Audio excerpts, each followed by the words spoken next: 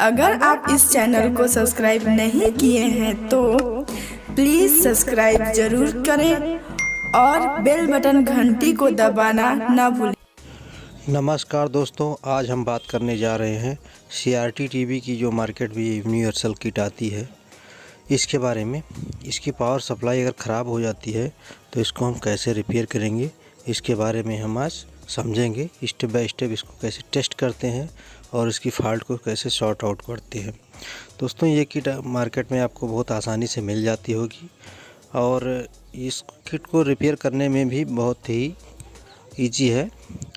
तो दोस्तों, इस किट के बारे में आज हम लोग समझेंगे कि पावर सप्लाई में क्या क्या फ़ॉल्ट होती हैं।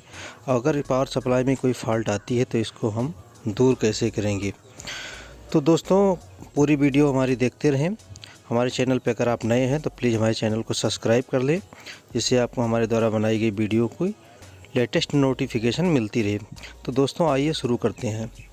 दोस्तों, सबसे पहले अगर आपके पास कोई डेड सेट आता है, पावर सप्लाई नहीं ऑन होती है, तो दोस्तों यहाँ पे आप ये BU लगा होता है, ये 1803 करके ट्रांजिस्टर होता है, इसको आप चेक करें। ये शॉर्ट होगा तब भी ये पावर सप्लाई को ऑन नहीं होने देगा। इसके शॉर्ट होने पे क्या होता है, आपकी लाइट जो है ब्लिंक करती है। दोस्तों, मैं वीडियो एक हाथ से बना रहा हूँ, इसलिए हमको थोड़ा टेस्टिंग में प्रॉब्लम हो रही है। एक हाथ से वीडियो बना रहा हूँ, दूसरी हाथ से आपको मैं टेस्ट करके यहाँ पे दिखा रहा हूँ। तो उसके बाद दोस्तों, हम इसके आउटपुट में जो डायोड लगे होते हैं इनको हमें बारी बारी से चेक करना रहता है। अगर कोई डायोड शॉर्ट रहेगा तब भी आपकी पावर सप्लाई नहीं बनेगी। तो दोस्तों, सबसे पहले आपको ट्रांजिस्टर चेक कर लेना होता है। उसके बाद जो भी डायोड लगे होते हैं उन डायोड को भी बारी बारी से चेक कर लेना रहता है। बारी बारी से सारे डायोड चेक कर लेने हैं आपको। कोई डायोड अगर शॉर्ट होता है तब भी आपकी सप्लाई में प्रॉब्लम्स होती है। तो दोस्तों, सारे डायोड यहाँ पे जैसा कि देख पा रहे हैं सभी पे वैल्यू आ रहा है, किसी प्रकार की किसी डायोड पे शॉर्टिंग नहीं आ रही है। दोस्तों, उसके बाद हम इसको क्या करते हैं, इसको चेक कर लेना है। ये वर्टिकल IC होती है 78040 करके, ये भी कभी कभी शॉर्ट होती है, तब भी इसकी वजह से भी सप्लाई नहीं बनती है या फ्लैक्चुएशन होता है सप्लाई में। तो ये सब सारी चीज़ें आपको देख लेने हैं। उसके बाद दोस्तों, हम क्या करते हैं, अपना ग्राउंड का जो ब्रॉब है मल्टीमीटर का, उसको यहाँ ऊपर कनेक्ट कर देते हैं ग्राउंड से। उसके बाद हम इसमें सप्लाई देके चेक करते हैं कि प्रॉब्लम्स क्या है। दोस्तों, सप्लाई के लिए मैं यहाँ पे पावर सप्लाई केबल लगा दे रहा हूँ कनेक्टर, और उसके बाद मैं इसमें सप्लाई देके आपको दिखाता हूँ। तो दोस्तों, ये सब सारी चीज़ें आपको केयरफुली चेक कर लेनी होती हैं। आइए हम मल्टीमीटर को अपने DC मोड पे लगा देते हैं, DC वोल्ट मोड पे, और इसको पावर सप्लाई देते हैं। तो दोस्तों, जैसा कि यहाँ पे देख पा रहे हैं मैंने पावर सप्लाई से इसको कनेक्ट कर दिया है। अब हम इसको चेक करेंगे कि इसमें सप्लाई आउट हो रही है कि नहीं हो रही है। तो जैसा कि यहाँ पे देख पा रहे हैं, ये 110 की सप्लाई यहाँ पे आउट होनी चाहिए, जो कि आपकी ST के लिए सप्लाई बन के जाती है यहाँ से। तो जैसा कि देख पा रहे हैं कोई सप्लाई नहीं है।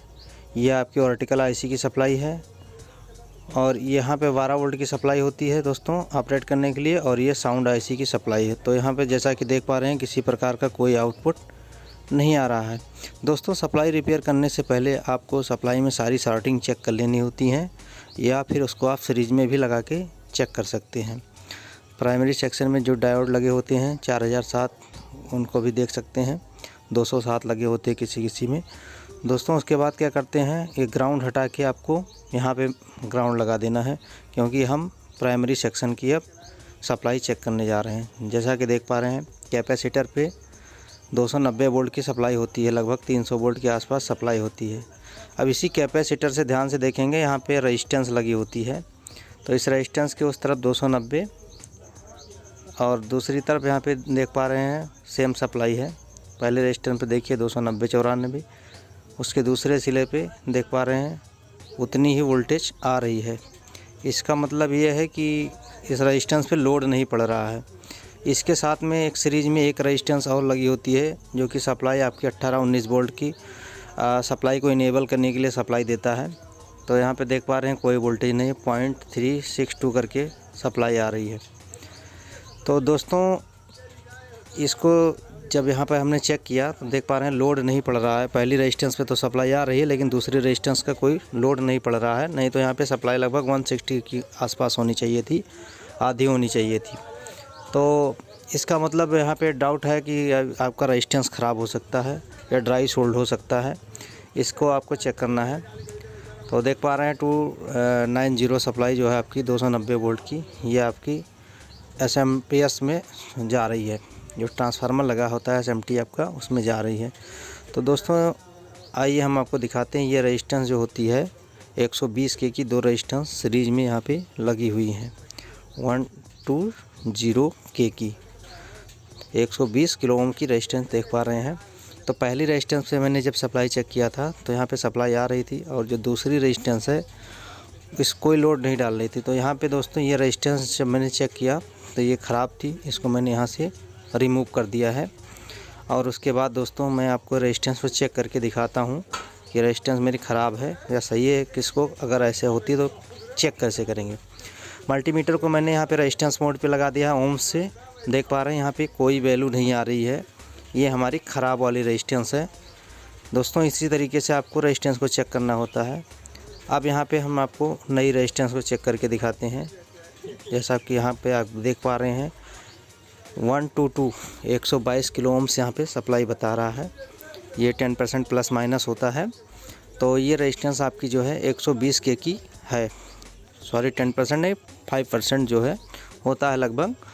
तो मीटर में आपको रीडिंग दिखा रहा है। इसका मतलब ये जो है आपका रेजिस्टेंस ख़राब थी और मैंने यहाँ पे ये रेजिस्टेंस लगा दी है। आप सप्लाई जैसा कि देख पा रहे हैं यहाँ पे लोड पड़ रहा है। देखिए आपको 150 यानी 150 वोल्ट के आसपास सप्लाई मिल रही है। इधर आपको पूरा 19 वोल्ट के आसपास सप्लाई 19.23 वोल्ट की सप्लाई मिल रही है। तो ये सप्लाई जाते ही आपका एसटीआर जो है इनेबल हो जाता है और आपका पावर सप्लाई फिर चेक करते हैं। मैंने इसको ग्राउंड से कनेक्ट किया। अब देखिए यहाँ पे 110 वोल्ट की सप्लाई जो कि आपकी एसटी के लिए जाती है, ये सप्लाई आपकी बन गई है। और यहाँ पे देख पा रहे हैं आपकी ये 28 वोल्ट की वर्टिकल आईसी की सप्लाई होती है। ये 12 वोल्ट की जो आपको सिस्टम ऑपरेटर के लिए सप्लाई लगी होती है। और यहाँ पे देख पा रहे हैं साउंड का भी सप्लाई 18 वोल्ट के आसपास आ रहा है। तो दोस्तों हमारा सेट यहाँ पे ओके हो चुका है। अगर इस तरीके की फ़ॉल्ट आती है तो आप इसको केयरफुली चेक कर सकते हैं। ये सारी चीज़ें सही होने के बाद भी सप्लाई नहीं बनती है तो आप अपना एसटीआर भी चेंज कर सकते हैं। वीडियो पसंद आई हो तो प्लीज़ लाइक ज़रूर करें।